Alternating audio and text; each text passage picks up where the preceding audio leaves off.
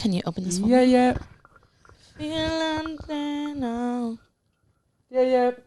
Shana Paul. So I guess I them. I don't really care what people say. Oh wow, I was not thinking that song. What are you thinking of?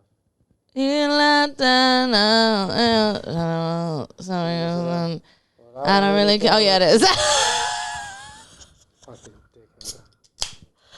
I'm an idiot. Welcome to Soft Launch, motherfuckers, episode 10. This is Soft Launch. Yeah, that's right. A big milestone for us. We're happy to have you guys here. Welcome to the Soft Launch podcast. I am JC Mendoza. I am Samantha Santos. And we're going to be your host for this evening, like every other evening that we put this We usually do it during the day. Yeah, this is Soft. This is Soft Launch After Dark. Soft Launch After Dark. Softies After Dark, you know what I'm saying? This is uncut, raw. You ever leave BET on too long as a kid and then that tip drill video came on? That's right. And then you had a boner, dude, and you had to explain it to everybody when they came in your room to get you downstairs for whatever reason. Did tip drill really have like a... Tip drill did, man. Uncut, Nelly, man. Yeah, it was a big deal. A lot of asses shaking. And now it wouldn't even be PG-13. I would actually love to see it again. I bet you it's not even that bad. But it probably women isn't. wanted to cancel Nelly because he did the credit card between the butt cheeks. Remember that? Did they want to cancel him for that? Yeah, like women hated that. You know, I remember being like, I hate that. You know, and because at the time that was like crazy to see. But then like when I saw, I think it was a Behind the Music with him, he said that it was the girl's idea. Yeah. They had run out of cash that they were throwing on them. And she was like, oh, why don't you swipe a credit card? Yeah. And then he did, and then everybody was mad at him. That's I didn't know he almost got canceled for that. Well, canceled back then. There was no social media, but yeah, like his sister needed like a bone marrow transplant, and he did this like this thing to raise awareness for it and whatnot. He did tip drill to raise money for his sister's surgery? No, I'm saying he had this thing, and because people were trying to cancel him, like they canceled the event, and his sister never got bone marrow, and she died. Oh my God! Yeah, not because of that one event, but she could have maybe found a match that night. Jesus Christ, dude! Damn, it's crazy because now he would get canceled for not swiping his credit card. He wouldn't be a feminist if he. What my ass cheeks are not good enough to swipe. Literally, yeah. You better pay up. That's what I'm saying. That's look how the world turns. The world, yeah. But we're here. We're doing here. Soft Launch. It is Monday. What's the date? It is the 17th, Monday, July 17th. This is our first nighttime podcast. We're very excited. Yes. We're just happy to be here. Happy to give you our 10th episode of just talking shit. Just talking shit. Absolutely magisterial. JC has been talking in this. We always talk in a British accent, but this new accent is because you've been watching like a guy that recaps he's wrestling? FIFA. He just plays FIFA. Oh, I can't keep up. He just plays FIFA and I just watch him. I'm very much like one of those cucks on the internet. Call me Adam 23. Not 22 because I'm one better. Yeah, but it's just we're out here watching. We're doing the podcast. It's fucking lovely. I fucking love it. Get in here. Listen to the pod. I was like having like a breakdown the other day or like whatever, and you were talking to me in that accent. Was I really? Not like a full breakdown, but I was like, I anxiety the other day, and I was like, oh my God, whatever. And you're like, it's going to be fine, love. Sometimes I try to combat anxiety with just ridiculousness because, I don't know, man. There's no cure for this shit, right? Yeah. I don't know. So I just think sometimes maybe if I'm silly and you laugh, it'll make you feel better. Sometimes it works. Most times it doesn't. But we're here, giving it our best. I can't with you. But this is episode 10. I say we fucking jump right in. We jump right in. Get right into it. We're going to hit y'all with this first segment. Yeah. One thing about we, where we talk about our week. Yes. And man, one thing about me. Do you got one for yourself that you want to go first on? I felt like I've been having a couple of bad weeks. Not bad, but not feeling my best. I'm sorry, baby. You know that. Yeah, I know, but they need to see me being supportive. Oh, otherwise you're like, this is an act. They're just going to think that I'm This is merely an act. They're just going to think I'm helping it be terrible for you. No, it's nothing to do with you, but just like with work and managing everything. But work stinks, man. I kind of just...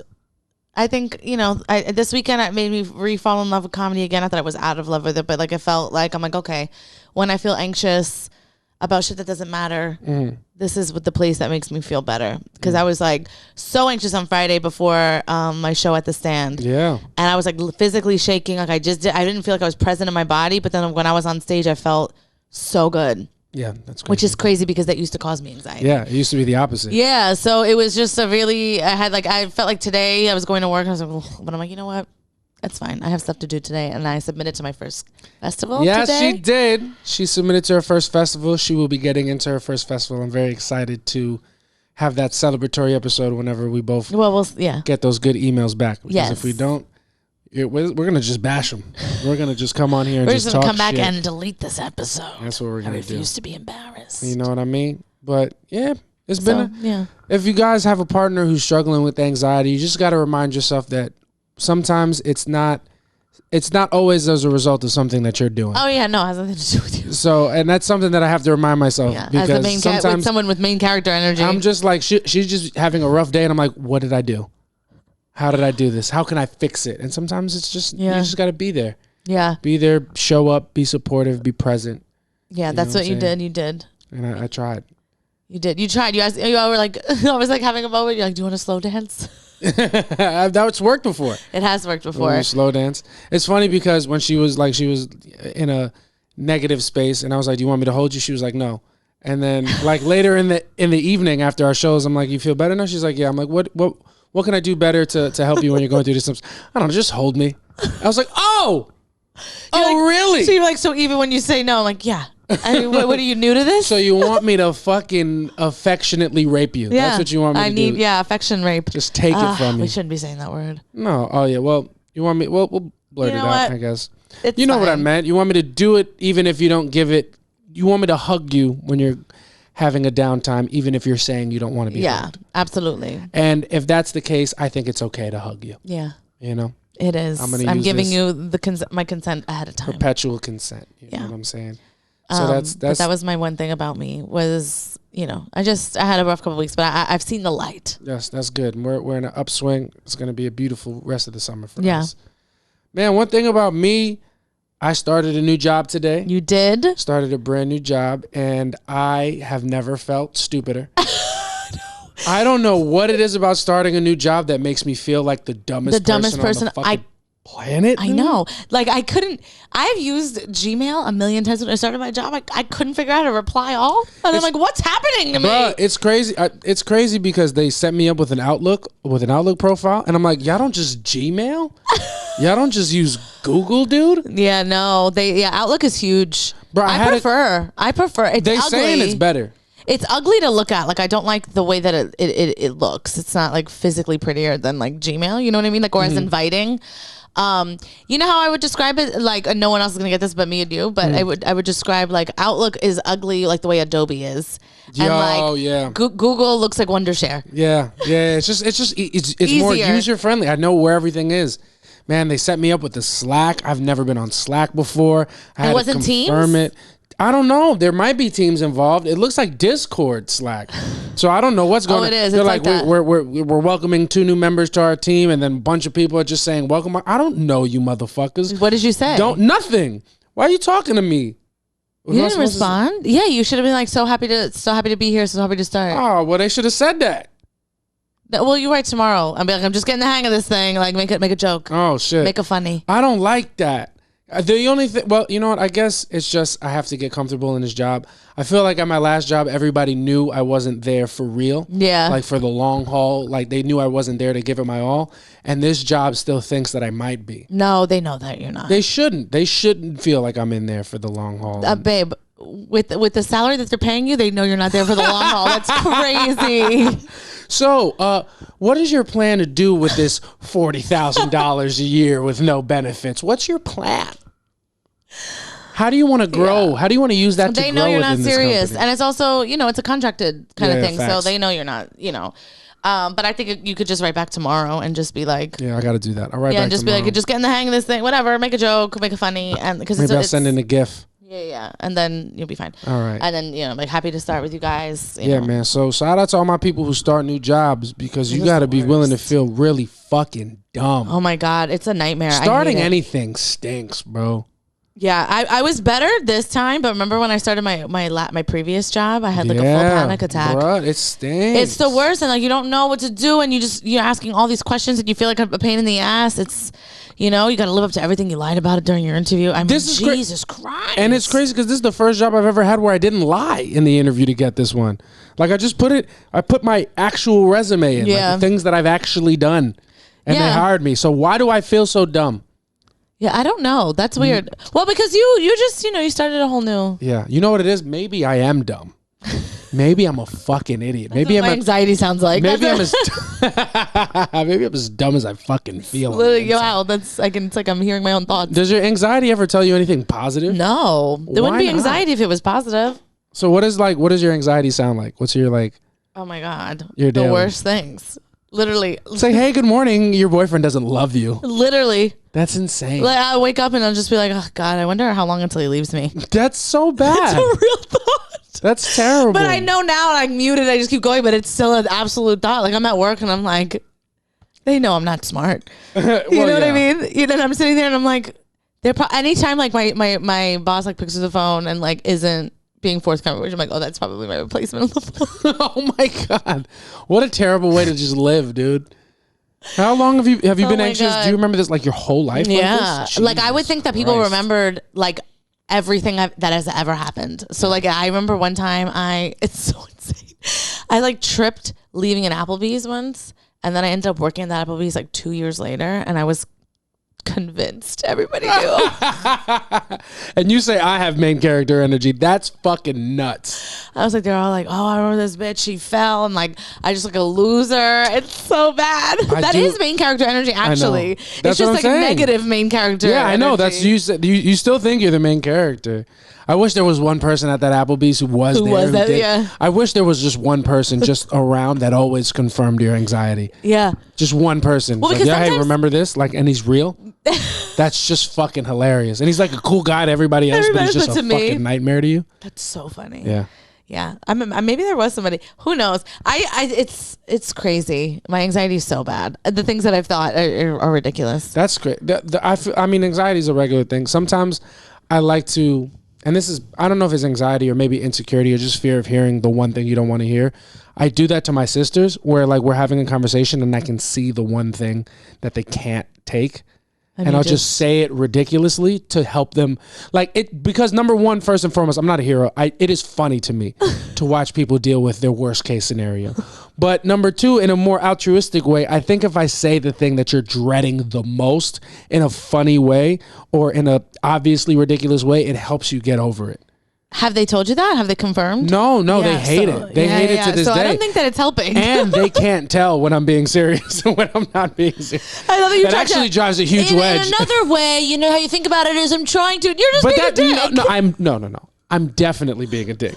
But I think there is a helpful. I think it is helpful. I don't think so. I think it is, man. Because I mean, we have our laughs. Because for me, if once like one anxiety is confirmed. They're all confirmed. Oh, that's so if you confirming something, and I'm like, oh, so then all of these intrusive thoughts are actually real. Damn. So yeah. So 9/11 really was an inside job. Stupid. That's crazy, son. Yeah. Yeah. I don't do that to you. I feel I don't. I sometimes because that's like the way that I don't think you do. I mean, you do. Not with awful things. Like if something you've. I feel like if I thought I've embarrassed myself, you'll be like, yeah, everyone's talking about it. Oh yeah, 100%. My favorite thing to do, and this is obviously terrible. Apparently, my favorite thing to do is after you like get done with the show, but we're still out and you fucking smoke. But you're so high. Yeah, he does that to me all the time. You're so fucking high. You'll be like, everybody knows it. Yeah, you're fucking wildin'. Everybody's talking about how high you are. Or you'll do even worse because he won't even do it privately. Like we'll be with other people, and then he'll be like, "You're so stoned." And I'm like, "Why would you say that? Why would you say they're gonna arrest me now? It's legal." No, it's not. Yeah, you've done that to me a couple times, and people around will be like, "That's the worst thing to say." Yeah, I didn't know. I thought it was hilarious because whatever, man. You know what I'm saying? People with anxiety be pussies, dude. What a pussy mental health affliction. It's kind of whack. It's kind of fucking whack. dude. It's kind of. Oh my god! Yeah, well, one thing about we is we went to the Titanic exhibit. One thing about us, that submarine imploding was the best thing to happen in our relationship, because we've really been out there. We've been out there. We've been going on dates, just appreciating each other's company. I wish they were doing another voyage. I know, because the thing about this life is that you never know when you're going to drop $250,000 with some of your closest friends and never come back. And you never know. One thing about me, if I had that money, I would have been on that submarine. Now that I know about it, now I would have. If it becomes... I only got into it. Well, I don't know, because it's not even about the submarine. We just watched Titanic over again. Yeah, and it's just been a slapper. And also, like, a couple of our comedy friends also watched it, and we went with them, and it was just so much one fun. Thing about comedians, once something terrible happens, it's time to bond about it. So this submarine imploded, and then the comedy community dropped all beefs for like 48 hours. Everyone discussed it. And we had so much fun talking about the submarine and the Titanic that we ended up going to the Titanic Museum in like Union Square. Yeah, close by. Yeah, with two of our friends, with Max Manikoff and Andre Kim, two very funny New York City comedians. Yeah. And we went there and we had a fucking blast. We had a blast. It was so many stories about so many different people who died tragically. Oh my God, it's so good. Like it was like a documentary, because they give you like a headphones and a headset, and we all started at the same time, so we were all like at the same time, and everything's numbered. It's wonderful. Yeah, it was really beautifully nice. set up. $44 a ticket. Yeah, we recommend going. We had a great time. What was your favorite part from the Titanic Museum? I mean, just like the kid in me liked the little iceberg. I just liked to feel it. That was cool. They had a miniature iceberg that was like they cooled it to the temperature that it would have been in the water, and they encourage you to try to hold it for like 5 seconds. Yeah, it hurt. My hands were hurting. Yeah. That was I liked that, and I mean, I liked I didn't like the story, but the story of the couple that like jumped off together, and then crazy. That was wild. I think that's how they got the end of the movie. Yeah. Because that story is, I mean, it's not similar, but that the way that they die is they pulled things from the story. So we got to see the real stories that obviously James Cameron pulled elements from. Yeah. It was really cool. This couple jumped off the boat together because they missed the last lifeboat, and they swam to a lifeboat that was leaving, and the husband made it, the man made it up, someone pulled him up, but they weren't able to pull the woman up, so they were just dragging her body in the water while they kept rowing. And then, they both ended up dying. Yeah, he died. He died of hypothermia, and she did too. She froze. Yeah, she froze to death, and whatever. They both died. She was in the water, so she froze like Jack and they found her engagement ring that she was wearing. Which is very funny. Because that means somebody was on that motherfucker like damn. Oop. Yeah, thank you. Is that sterling silver? You won't be needing that. That's insane. Another one, thank you. She just took it like the fucking girl who's in the NPC videos that's going on TikTok. The fucking girl. The girl. Oh, thank you. Ooh, ring so shiny. Thank you. Ow. Ooh, another ring. Thank you. Ride him, cowboy. There's somebody in the lifeboat. You've been watching her. Yo, tell me. Yo, my whole algorithm is all of these NPC TikTok live I don't know what NPC is. It's a non-playable character. So that's a big thing that's hot in the streets right now. A non-playable character is a person in a video game that you can interact with, but that you don't play it. It's like it's like a side character. You know what I'm saying? Somebody who has a very limited group of interactions that you can have. So like if you're walking in a random town and you go to talk to, it'll press A to talk and be like, hey, watch where you're going, big fella. You step over here again and I'm gonna sock you. And then you walk away and you come back and then you press A. It's like, hey, watch where you're going, fella. Okay, so that's why she's just doing like, wow, yeah. Yeah, so apparently on TikTok, it's a whole industry of people who will tip, like you can give coins to give like a certain emoji, and based on the emoji that you give, they do a certain action. So if you tip $1, you send a corn emoji, and then they're like, corn, yummy. That's so funny. And that's the whole thing. And people are making thousands of dollars this way. My whole TikTok algorithm is just people doing that. They show the main girl. She's the best one. She's the GOAT. She makes like $4,000 a stream. She posting like 4 racks a stream, they say. We have to do it. You know who her number one donator is? Yeah, I saw Timbaland. What? Ooh, yummy. Ooh, yummy. Timbo, thank you. She doesn't even say that. It's what a crazy industry. Yeah. And then What would you, I don't even know what I would do if I was doing I that. saw the video where her son woke up. Yeah. And she broke character. She was like, Yeah. hey, the fuck back to bed, little pussy, in a French accent. The pussy. And then she's like, okay, I have to go put my son to sleep. Yo. That's what she said. What a crazy life we live. Yeah, bro. it's that.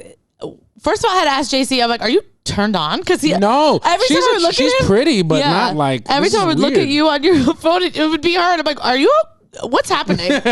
Should I be concerned? Your anxiety's just like, he wants to fuck the TikToks. He wants to fuck all the TikToks. It would be funny if it wasn't true. No, I'm just kidding. No, I would like to, you know, we should, like, I would like to see, I want to see the guy, I want to see Jason Love, his next video, the guy that had sex with the guy's wife. Oh, okay. I want to see him have sex with that girl and they're both NPCs the whole time. Jesus Christ. That would be hot. Ooh, more dick, yum, yum, yum. Arr. Don't sexualize her. Has an OnlyFans. Oh, okay. Never mind. She sexualizes herself. I'm doing her a favor. All 75 people that watch us are going to fucking run to her 112. TikTok. 112? Look at us.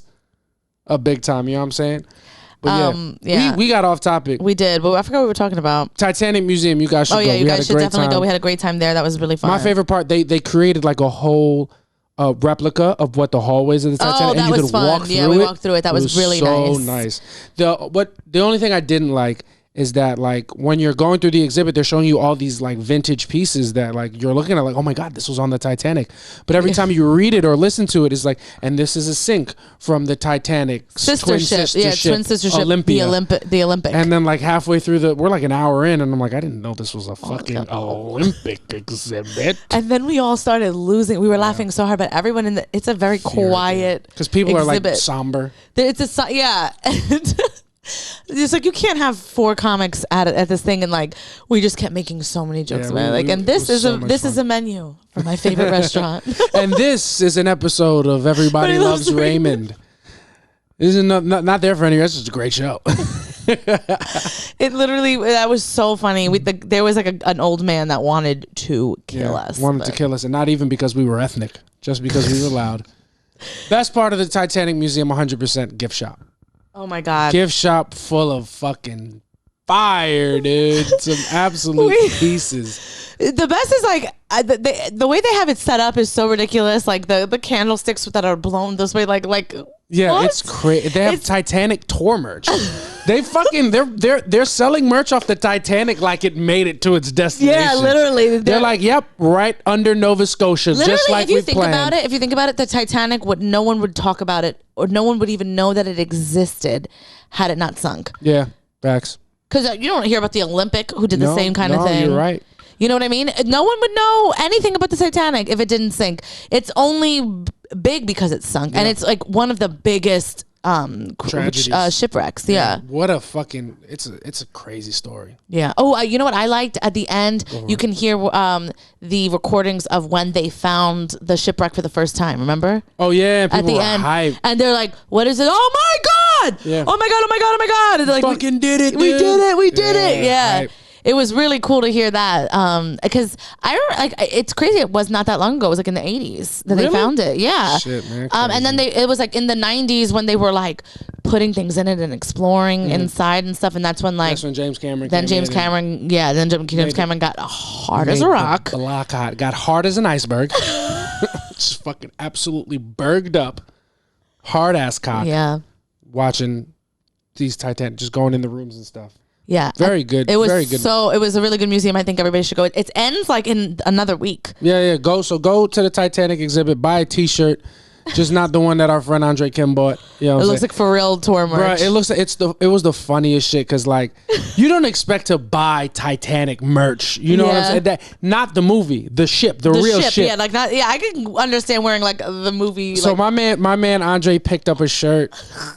It's like a white shirt and it has like the Titanic. It's like a White Star. White Star is the company that sent the Titanic. You wouldn't know. You wouldn't know. Yeah, you weren't there. You're not initiated, and you're a fucking loser. You have no culture. You should just fucking play with And so he buys this shirt and it's all Titanic. He's like, the Titanic, unsinkable, blah, blah, blah. Yeah, it's like the newspaper. It looks like the headlines from So he picks it up and he's like, yo, this shirt is kind of hard, dude. This shit is fire, dude. So he tries it on. He does it over his He's shirt. like, because he asked the lady, do you guys have a changing room in here? And she's like, at the Titanic Museum? No, we don't. She did. No, she didn't say joking. No, they didn't have one. Of course they didn't, because I was when he was like, I gotta try this out. I was like, where's your fitting room? As a joke, and then he went and asked her. Yeah, he asked her if there was a fitting room. There's no fitting room, so he just puts the T-shirt on his other shirt. I did not know he puts it on, and also Titanic Museum, no full body mirrors. No, the only mirrors they had in the ship. They didn't expect anyone to buy these shirts. It's ridiculous. The only mirror they had in the gift shop was like boat size, as if you're looking out the fucking starboard side of a fucking cruise ship. So he looks, he's trying to see his shirt in the fucking face hole. Yeah, and he can't. And he's like, yo, this shit is kind of fire, dude. It's kind of hard. How does it fit? And so we took a picture. We took a picture. And then he looks at the picture. He's like, damn, this shit's kind of whack, dude. It's kind of corny, dude. It feels like a tragedy. It's kind of like a tragedy. So he's just having this epiphany in the store, and we're dying. He's laughing. just talking to himself. Like Out loud. we're not next to him. Like I'm behind a shelf in tears. Yeah. And then all of a sudden it's like he stops talking about how bad it is. He's like, I'm gonna get it. I'm gonna get it. And then we're just dying laughing. He's like, I feel like you guys are laughing at me, not with me. And he still bought it. And he wore it out of the store. He made the lady scan it on his body. Oh man, guys! Link in our bio. Titanic merch will be up soon. It's just a lot of fun for us. Whack, dude. Kind of fucking hard, dude. But yeah, go check the link you in our gotta check bio. that out. Oh, they even have like a life vest that they pulled off a dead body. Yo, that was that is actually, they put a dead, they had an actual life vest, not a replica. Yeah, life vest actual life, and you can, it's bro, it looks like, it's a wonder everybody didn't fucking die on that shit, man. It's what is insane. But that was that's us, man. That was one thing about us. We've had ourselves a great date week. Shout out to all the people that died on the Titanic and in the submarine. But it was a great date night for us. So this joy and this happiness. All right. And now we're going to move on to our next segment. We're going to talk about a couple things that have been happening in the world. In the world, yeah. And the segment is called I So Boom. All right. So the first thing that I want to talk about is let's talk about Jonah Hill. Oh, that's Jonah right. Hill and his shorty, right? Do you you recall? I'll pull up the text and you. Yeah. Okay, so like if you don't know, Jonah Hill, his ex, released some text messages where he is setting his boundaries, and I just think, you know, we have now evolved into a new form of like gaslighting, and I hate to use that word because people think it's like a buzzword, but like men now are going to therapy, or they're getting smarter in how they word things, because him calling it a boundary is completely insane. She's a surfer, and he was like, you cannot be in the water. You can't be in the water with men. With men. Like he was like, I'm just going to communicate my boundaries, and if you don't respect them, it's because you don't want to be with me. Number one, no surfing with men. And she was like, motherfucker. Well, one thing about me, yeah, it's just crazy. But I also like, I'm not surprised as somebody who has dated in the larger pool. Mm-hmm. Yeah, of course. His fiance was better looking than him. Yeah. He's an ugly dude. He's an ugly dude, but she's also low key kind of hit. She's not gorgeous. You know what I'm saying? So I can understand that. No, she's way better looking than Jonah Hill. We're gonna put a picture right up here. I'm not saying she's fucking gorgeous, but she's much better. She's better looking than Jonah Hill. But that's she's a good looking. She's not ugly. No. But he is. Yeah, he is. He's not handsome. And it's also just like, of course he's like that. He's insecure, because what happens is these guys think they get access to these women is going to make them feel better. It's like, no, baby, you're still gross. Yeah. And that's not going to make this woman is not going to make you feel better about yourself. He's like, plain and simple. Oh shit. Fuck. I had it. All right. So listen, plain and simple. What a nightmare. This is hilarious. This is what, stop. Sorry, I screamed. All right. Plain and simple. If you need surfing with men, boundaryless, inappropriate friendships with men. To be fair, I don't need boundaryless, inappropriate friendships with men, but I'm sure she didn't have any. To model. Yeah, that's crazy. To post pictures of yourself in a bathing suit. Oh, you mean my work uniform, work clothes, babe? You mean this old thing? You mean this long sleeve top and bathing suit bottoms? To post sexual pictures. What does that mean? I don't know, man. We should check her Instagram, see if she was out here wilding. Friendships with women who are in unstable places and from your wild recent past. Oh, not him. Low-key calling his, his girl a hoe. He's calling her a hoe. Yeah, if you need friendships with women who are in unstable places and from your wild recent past beyond getting a lunch or coffee or something respectful, I'm not the right partner for you. If these things bring you to a place of happiness, I support it and there will be no hard feelings. These are my boundaries in a romantic partnership. My boundaries with you based on the way that these actions have hurt our trust. And I don't know if it's clear to everybody, but JC definitely went to public school. The way we read that. Okay, well, my shit is Samantha didn't graduate from college. Everybody, Samantha dropped out of college, and she doesn't even know the 3 branches of the government. It's funny. We're telling a joke, but that's the facts. Okay, because I knew 2 out of 3. Quick sidebar. We were just walking home, and there was a big branch in the middle of the middle of the road when we were walking, and I was like, "Who does this branch think she is, Michelle?" And she's like, "What are you talking about?" I'm like, "Michelle Branch." This is a stupid joke. Awful joke. My bad. But she was like, "Yeah, you don't even know Michelle Branch." I was like, "I know everything about branches. You don't know anything about branches." She's like, "Yes, I do." I was like, "You didn't even know recorded? You remembered word for word?" So you didn't even know the 3 branches of the government. And then she was like, and I was like, I knew them. I said 2 of them. Yeah. Do you remember them now? Go for it. Of course I remember them. Absolutely not. Don't embarrass me. Go off top. Legislative, executive, and judicial. Okay, what is the legislative? All right, we're done here. Okay, what are you, my teacher? I didn't know it's a fucking pop quiz. Yeah, if I was your no. But she's an idiot, and I'm sorry for reading that wrong. But what do you think about Jonah Hill and his boundaries? I think, first of all, it's so funny to tell a woman if you have to have friends.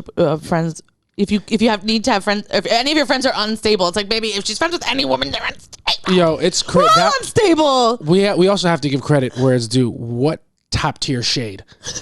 Top tier shade. He called his girl a hoe. Your wild recent past. He wanted her to know, I know you were a hoe a minute ago. He called her friends chicken head bitches. Yeah, and said, if you want to still be a chicken head, I took you out respectfully. Yeah. No, but he called her a hoe. Low key, you know what? My thing. From your wild recent past? Recent. Baby. He's like, bitch, I just saved you. Yeah. He's like, I just took you out the hood. Yeah. I'll put you right back. And I'm going to take you out the ocean as well. I'm going to take you out the ocean. There's plenty of fish in the sea. No. Nope. Because there is no sea. You're on land. Put pants on, bitch. Get your shit together. That's insane. I love that.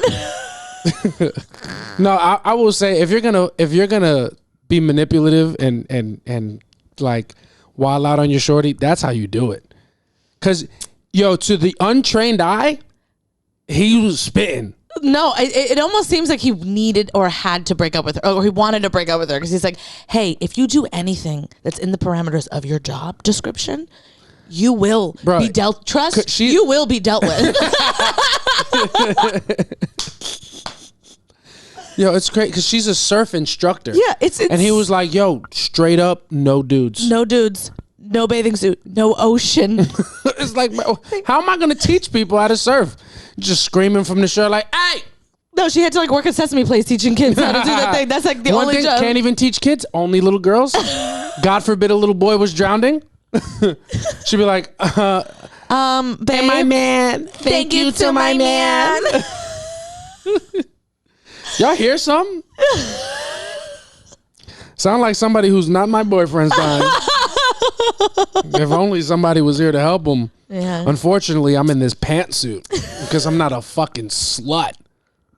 That was just reading it. I'm like, man, this man sounds like just a guy who's dating up and is insecure, and and he's everything I thought. You thought Jonah Hill was gonna be a secure dude, like. People think that money and stuff makes you. It's like, I've met most rich people are insecure. That's why they're so like showy, because they need people to know that they're rich. And it's like, Jonah Hill, I'm sure, was not getting bitches back in the day before he was popular. And he's just a fat dude. And that's, I know it sounds like I'm fat shaming, but I'm just saying he's gross. And also he's the worst, so we can say it. And he's just not, overall, you can be a big guy and good looking, ugly guy. Yeah. Not attractive. I didn't think he was going to be a cool guy. I don't know why I thought he would be. I don't know why I thought that. I mean, I also, I know him. Yeah. I mean, personally, yeah. Personally. A little story. Go for it. He used to live in the building next to where I worked, and I ran a building, and my coworker, my boss at the time, lived in the building. And so he lived next door. And she used to walk her dog, Jack, rest his soul. And she used to see Jonah Hill. And why I also knew Jonah Hill was an asshole, I will say this, is that he used to walk a puppy golden retriever. Yes. And Gail would be like, oh my God. And he was like, oh, I actually got it from Jimmy Fallon. Because Jimmy Fallon on his show, he would do things with puppies, and they were and he has a golden retriever. So whatever. And he got the dog from them and then gave the dog away. Oh. Because it was too wild. Damn. Golden retriever, dude? Well, because it was a puppy and he thought it was going to come like trained. That's not how that works. So, strike one. Then. One thing about him, he gave away his puppy because it was too much, and then he gave away his girlfriend because it was too much. Yo, these bitches don't know how to act, bro. One thing about that dog, slut. These bitches are corny, dude. Yeah. But so anyway, my coworker used to walk her dog. She used to see him, and when she would see him and he would be alone, he would ask her all these different questions and talk to her like all the time. And then if she would see him with his girlfriend, he would act like he didn't know her.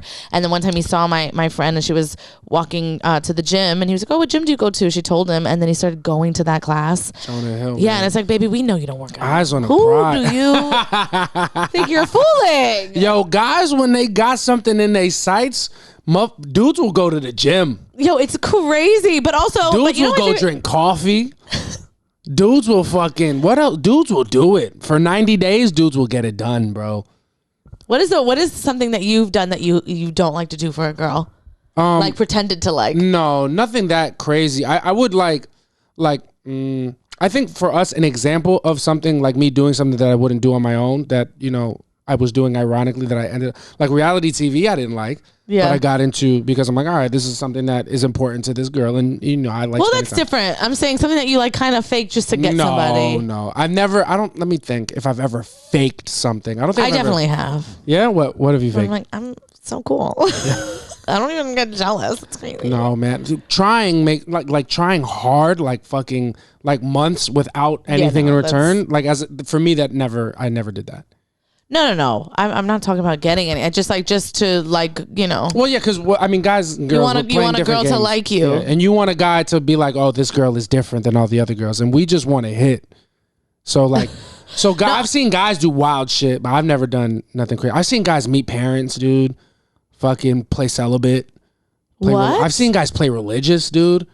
Like go to church groups. No way. Just slice and then slide out.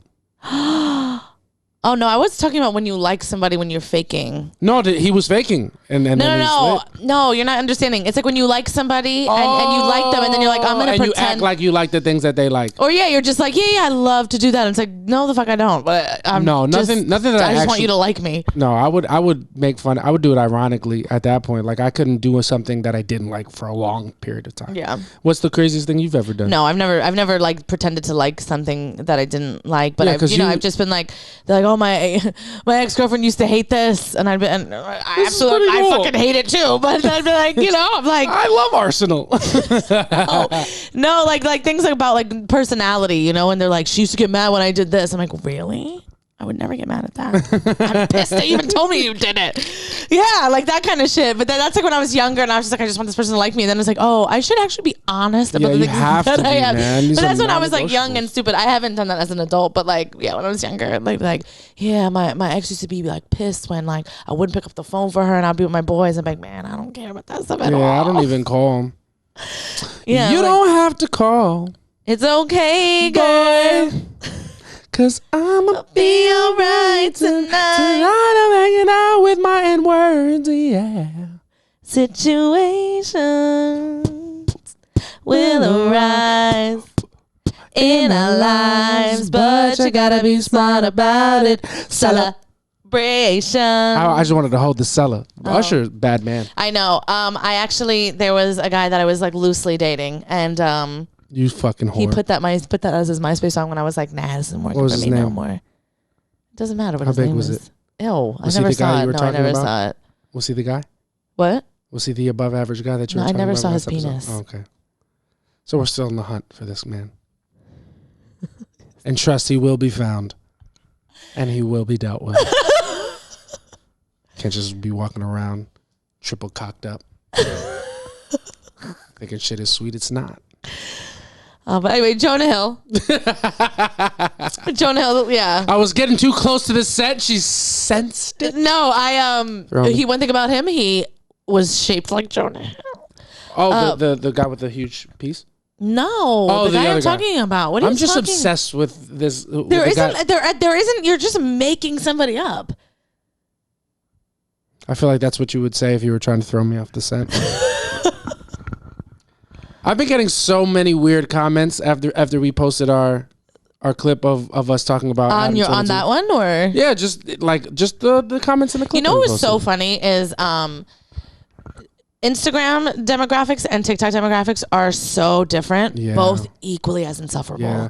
TikTok is really annoying. No, TikTok, the girls being like, way to invalidate a girl's experience. It's like, touch fucking grass. And one thing about you is you've never fucked somebody. So you tell me I'm invalidating it, you're a loser. Get the fuck out of here. Because like in the comments on TikTok, they're like, well, actually, when you have sex with a partner who has a 7.2 inch penis, it can take 5 to 7 business days to get back to full. And it's like, bitch, if you can't tell that we're joking. Yeah, what are we even doing? Like, shut the fuck up. I was so I wanted to live. TikTok was annoying, and then Instagram was like, dude, your man's penis is tiny. Yeah, it was so weird. It was like opposite. There was one girl on Instagram that pissed me off.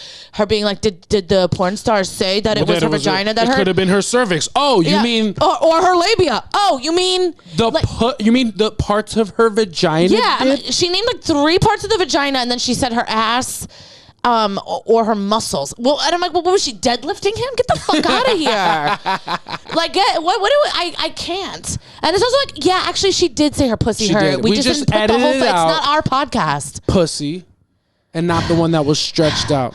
I found the link to the video, by the way. Oh, we're gonna have to watch that tonight.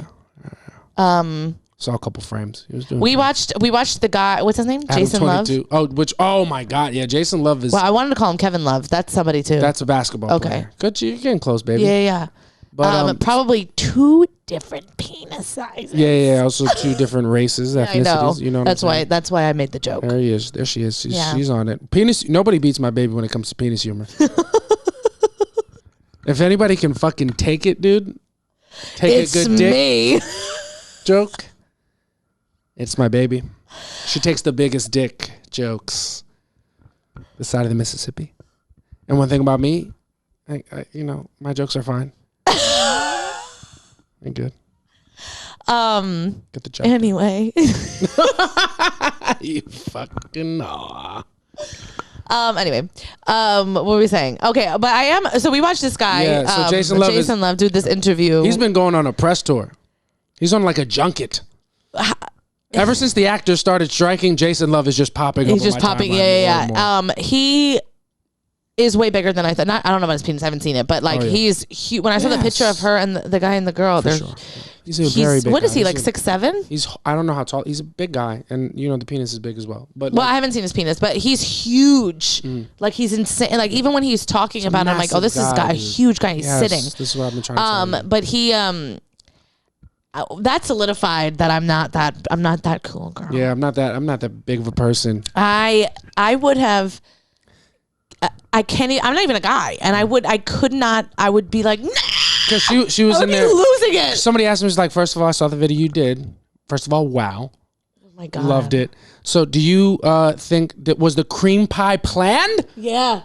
And he was like, nah, man. He was just going with the lime. So basically, her pussy hadn't been stretched in a long time. He's like, basically, her husband dick small. Her husband dick little, my dick real big. Big dick. And I put my dick in. I don't know why we use that voice for Jason Love. He actually is a very well-spoken guy. He was just saying. We did Paul Rudd's voice in Wonderlust. He was basically like, yeah, so she hadn't been stretched out in a while. And, so I stretched her out, and she was so tight that my shit was numb. And I didn't know it was coming. Yeah, and that's then it just crazy. Happened. Yeah. And but that sounds like that wouldn't be fun for him. Like your dick going numb. Yeah. Well, I mean, didn't even know he was gonna come. At least it came. You know what I mean? Yeah. But then they're in the interviewer asked. Oh him, no! The interviewer goes, and then she put it, and she got freaky and put the cum in her mouth. She was just in the moment. No hold ball. Yeah. Get the fuck Yeah, don't like fuck my girlfriend, but not no holds bar, dude. Hold a bar, dude. Yeah, Hold also, one bar. Also, like, don't shit on me when you're complaining. Her pussy ain't been strapped. Like, come on, dog. Cause my shit, if I'm the guy and it's a serious conversation, like we know my dick is not bigger than your dick. Like you got to. We knew going into this. Yeah. Why are you being fucking? Oh yeah, hadn't been stretched. Okay, big fella. Go on, stretch the puss. Then let us all see how you stretch the. But you know, you can say his credit. Sex is just a thing where it's like there's no more lies after sex is had. If you got a big dick, it's not like he's just acting like you got a big dick. If he says he stretched the pussy was stretched, and there's proof. The proof is in the puss. Yeah. So it's hard to be like, hey man, this guy. But yeah, I watched that video uncomfortable, not the sex video, but this interview. I was like, I'm like, that's it. He's been disrespectful.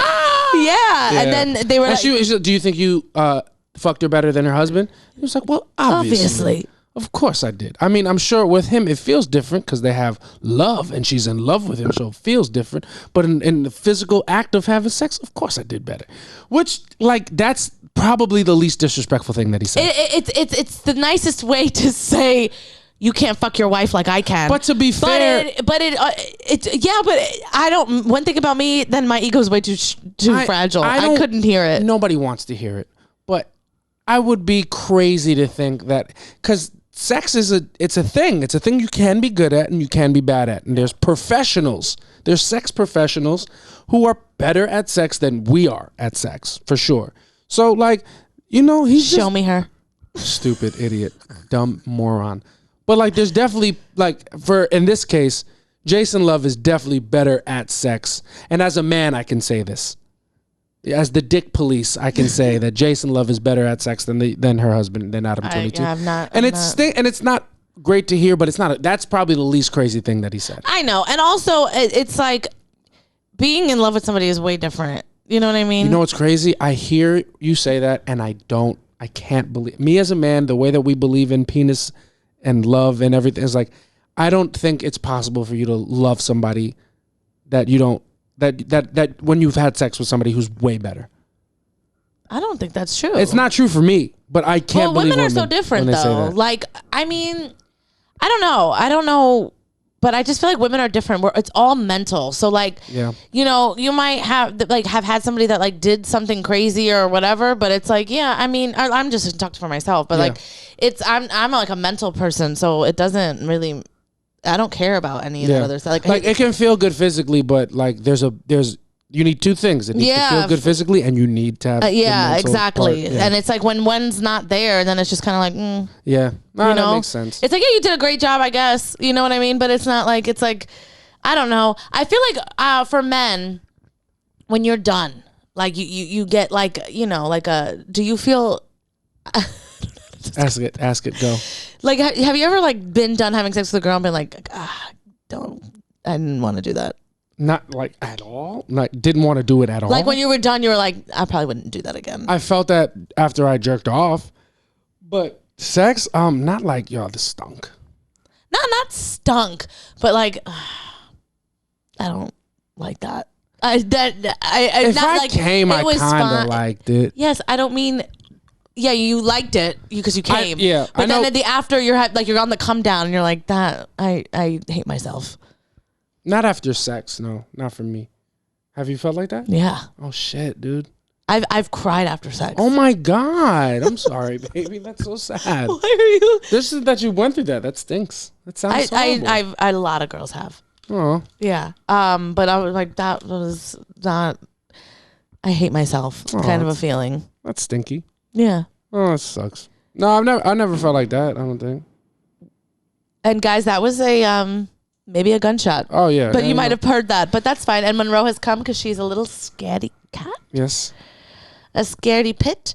But yeah, Jonah Hill wildin'. Adam 22 also wildin'. It's one thing to like. It's okay to have sex with other people, but on this scale, you got to be really fucking bold. You know what it is? He has to be super confident in himself. Jonah Hill could never. But what? Well, two opposite ends of the weirdo spectrum. Yeah. Adam 22 and Jonah Hill. Yeah, he must be super confident in himself because one thing for you to have an open relationship with your wife, that's totally different than having it publicly, like it's taped, and you're not even I get the fuck out of here. Yeah. And for everybody to consume, and then the whole internet. And this has taken the internet by storm. Yeah. So now everyone's like making fun of him, be like, "You can't fuck your wife like this guy." I mean, that's gotta which is crazy because like.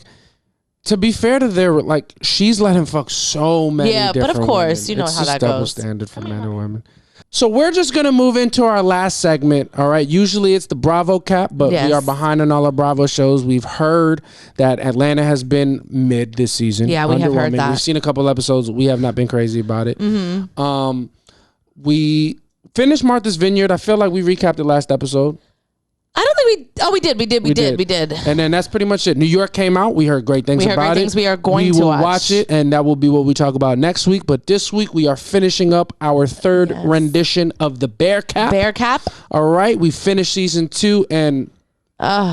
Chef's kiss. All right. If I can. Compliments to all the chefs. Yeah. I would send a compliment to Carmi, but he's locked in the fucking refrigerator and he wouldn't be able to receive it. So compliments to everybody at the fucking Bear. Oh my God. What a great season of television. What a show. A couple of my friends had an argument like talking about whether it could be the GOAT or not. I mean, we talked about that in the last one about half-hour shows. Sorry. The way that it makes me feel is it's amazing. It does. We like cry, we laugh, whatever. But I think the last episode that we watched on the last, or we talked about was like the we talked about Forts. That we saw Jesus Richie's episode. Christ. It's all right, man. They just hyped that we talking about the Bear. Those are shots off for the Bear. But we watched Richie's episode and then we watched the episode after. Yeah, but now we for sure have. We're done. Yeah. So the finale episode where you get to see them open for friends and family. Yeah. So that was a really good episode because everything seemed to be going very smoothly, but the whole episode, I'm like, Carmi, if you don't fucking call the fridge handle guy. They were setting that up all season. Honestly, all season, and I will say the big argument so to sum it up, basically what happened was they opened for friends and family. Show's running great, like they're doing a great job. Richie's holding it down out front, the crew's holding it down in the back.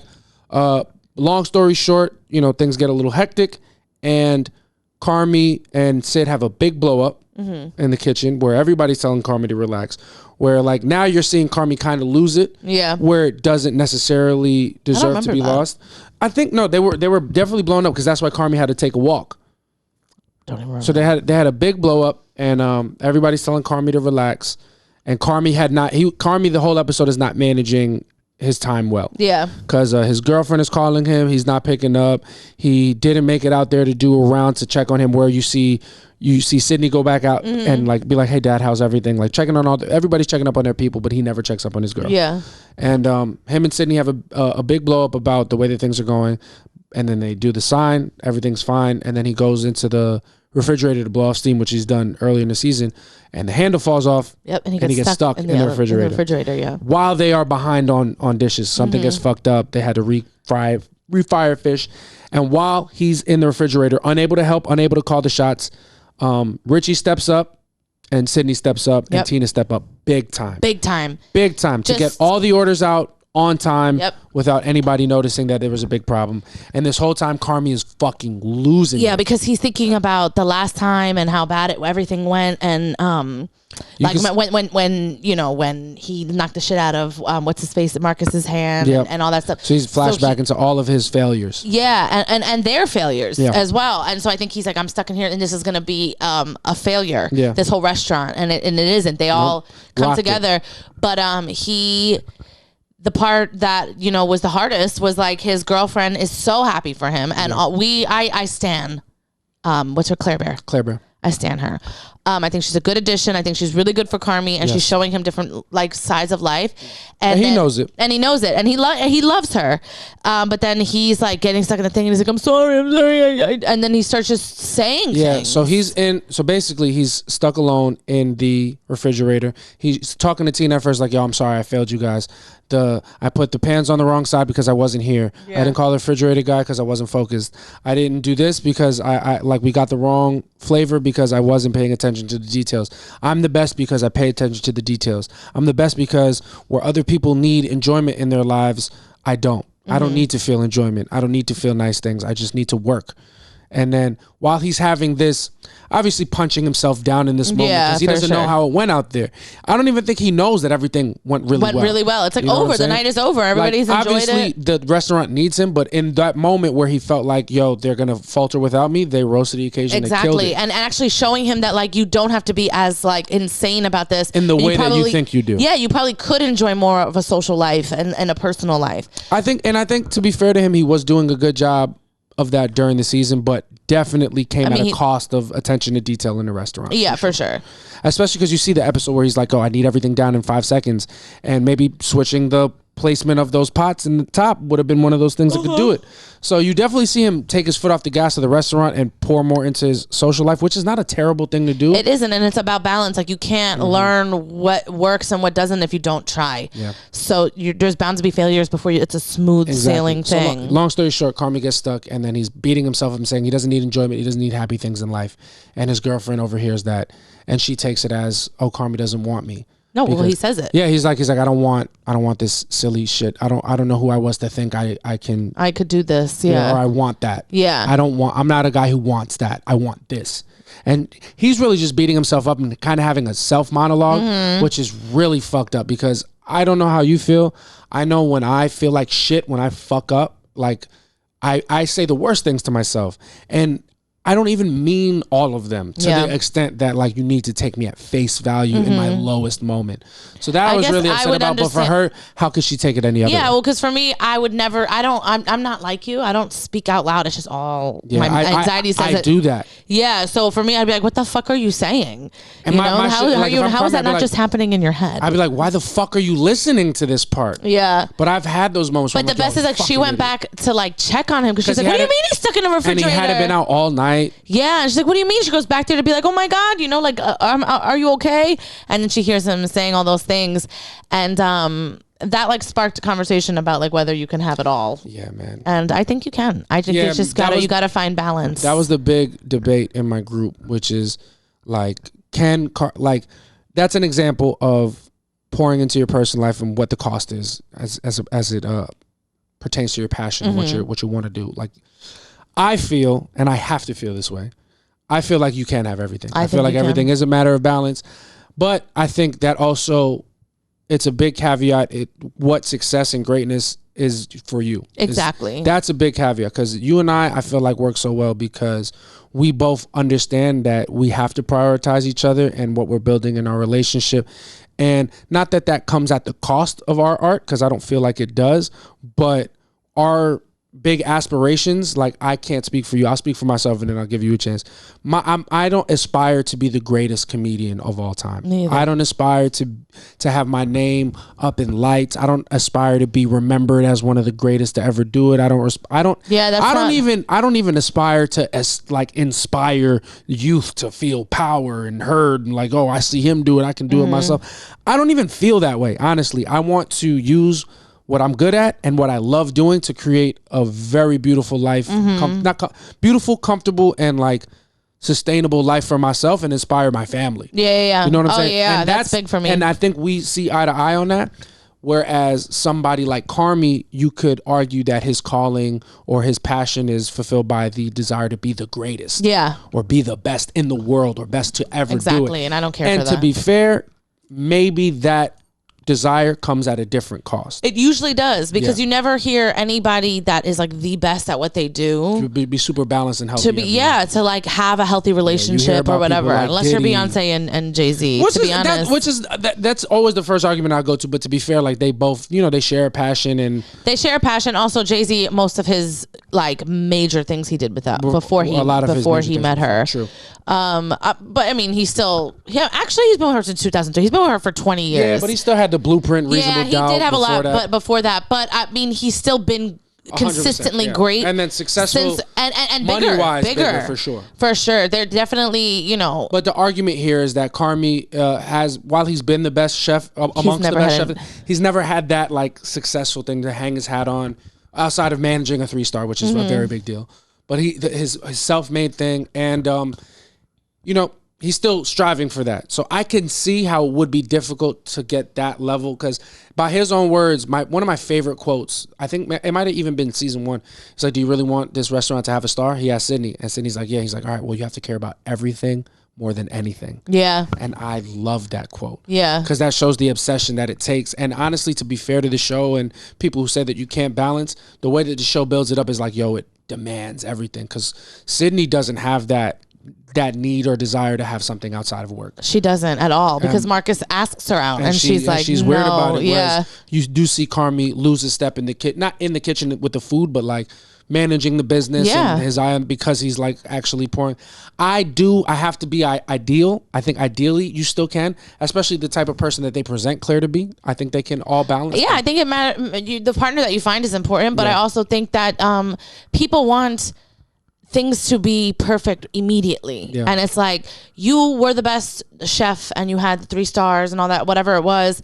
And that's great. And now you have a girl and you let things fall. It doesn't mean that that's who you are now. Yeah. That means that, like, hey, now I know that I have different priorities, and when I need to pour into one and when I need to pour into another. It's just about figuring out your life. Like, people feel like, oh, I only did it one way and that's the only way I can do it. And that's not like, you can be super successful single, and then if you meet somebody, you can also still be successful with that person.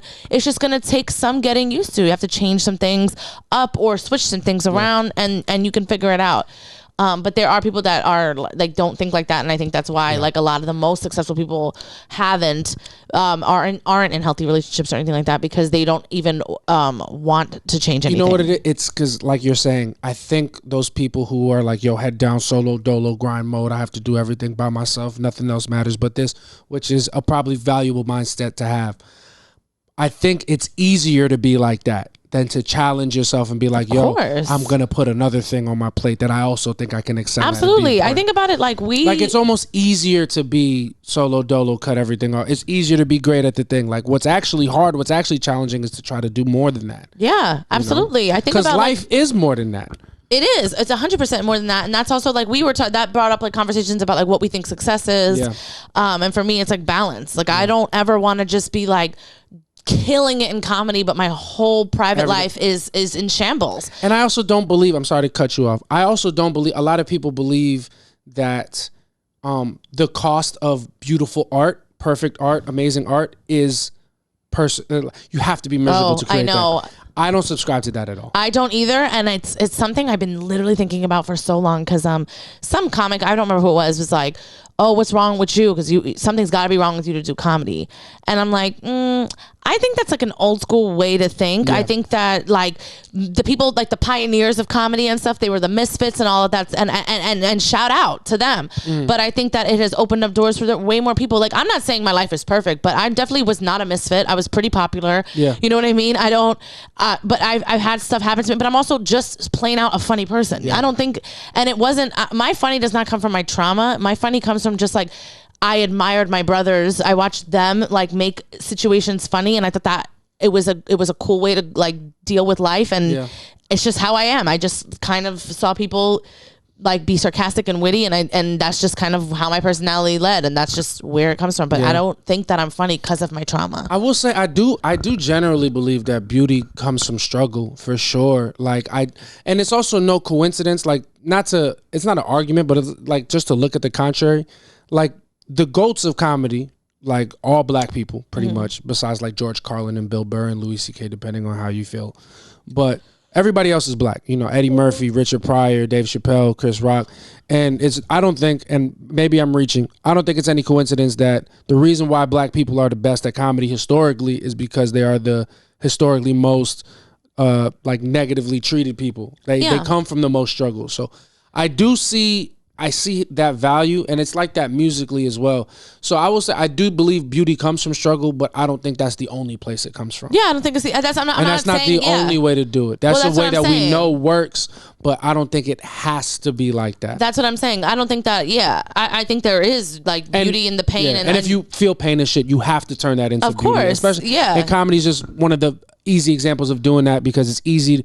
It's something that hooks people emotionally, hardship. Absolutely. So if you can hook people emotionally when you talk with the hardship, that's like 75% of your job, and then the other 25 is make it hilarious, which is where your gift comes in.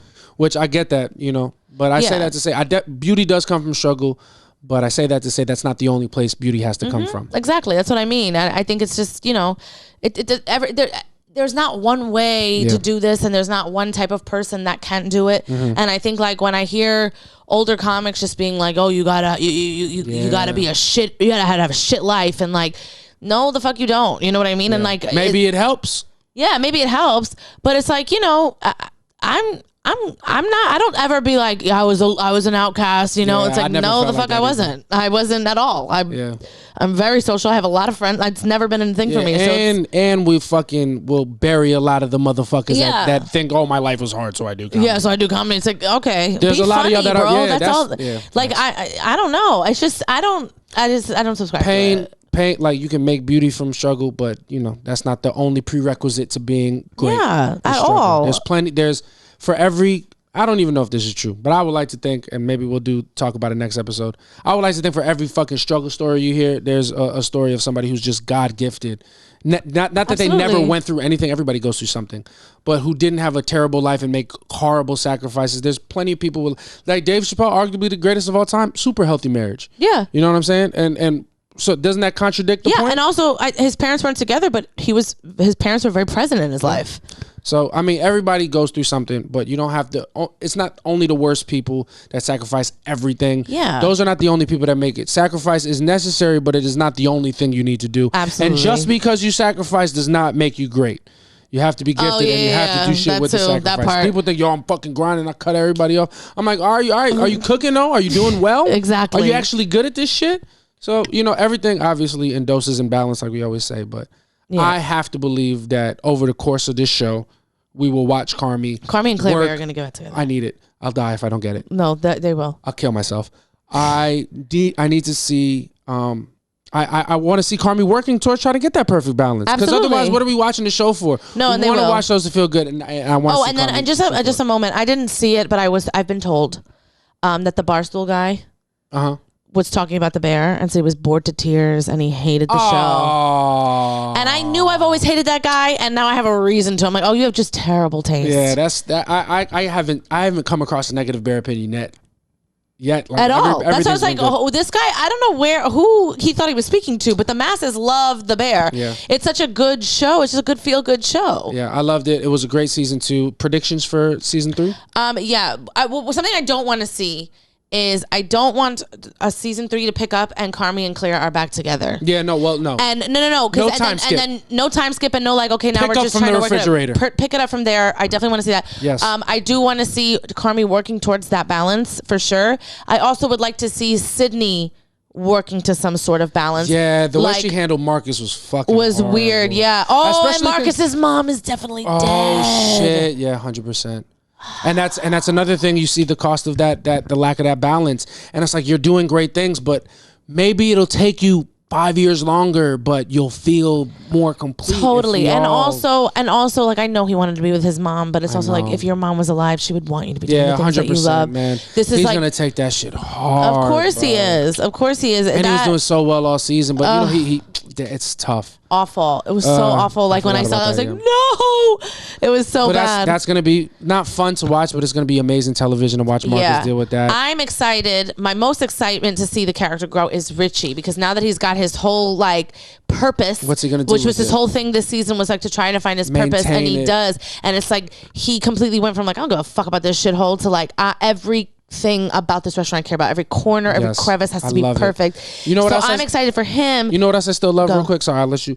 I love that they showed him have this big revelation and like kind of change the way he goes about things, but he's still Richie. He's still Richie cursing all the time. Still Richie. What the fuck did you do to that girl? Yeah. And still a dickhead. Yes. But fucking better at it. They're so good at like not making it completely like ridiculous. Like heel turn, different man. Unbelievable. He's still very much Richie. Yes, but he just his core like things are, he's like, okay, I actually need to care about the things that I'm doing, otherwise I'll never find purpose. But you're still a fucking idiot, cousin. Yeah, exactly. So I'm excited for Richie. So now that he's kind of found his purpose, because he was just a fucking mess. Yeah. For the first season, he's crying, his daughter, and is like, oh, he's still like crying over his ex. Who is he gonna? I'm sure they're gonna introduce somebody. I don't know why, but I feel a sexual chemistry with Sydney. I do. I felt it in season 1. Honestly. I did too. And honestly, I think that's just, to be fair, I think that's just a great job on Sydney's actor's part. Yeah. Like she's just so such good. Natural chemistry with every character she's in a scene with. Because this is obviously a hot take and I'm joking, but you could tell me that Tina was a lesbian and her and Sydney had chemistry and I'd believe it. Yeah. She's just doing that well in every scene that she's in. Because you see moments like that with Carmi. And I think that's just to show you like the gravity of Sydney's character. Yeah. Because to be fair, she is very much the heart of the restaurant. And the newest one. Yeah, she had to work for those connections. You could essentially make the argument that this is a hot take, and Carmi's the best, and she'll tell you he's the best. But she was pushing the restaurant forward harder than Carmi was. Yeah, she did a whole business proposal. Not because she's but she was like, "Yo, let's make this better." Yeah. Where Carmi was like, "This is just what it is. It's a shit show, and I'm going to do it the best that I can." Where she kind of like reminded him, like, "Yo, it's okay to fucking dare." Yeah. And I say that to say Sydney's super gravitational, and I see that chemistry with everybody. Yeah, I really don't want to see her with Richie. I hope they don't fuck that up, because it's almost like a nice big brother little sister relationship. Could be, yeah. Where I see with Carmi, it's like mentor mentee, and Richie I see more like brother sister, because it's like fuck you, you're fucking idiot. I thought it was cool how they also like, even though her and Carmi have no like sexual anything, but like the jealous moments of like, yes, so you're passing things by Claire, like, because it's showing you like this is like your work wife, you know what I mean, and you're very much committed to her as well, like on paper, and yes, this is like it's a balance of both. I think it's such like a fucking show. It's a show about a fucking restaurant. It's so layered. I fucking love it. I love talking about it. And I love recapping it with you, baby. Yeah. It's so much fun. I can't wait to watch more shows with you. And ladies and gentlemen, that's going to do it for our Bear Cap. We'll definitely bring it back when it comes back. But we'll be back with the Bravo next week. And that's going to do it for Soft Launch today. Episode 10. Episode 10. Thank y'all so much. Please remember to like, comment, subscribe, repost. The more y'all engage, the more we go up, the quicker we can quit these fucking jobs that we feel like idiots at. All right, but we love y'all. Thank you, guys. Another great episode of Soft Launch. Bye. Peace. I'm ready for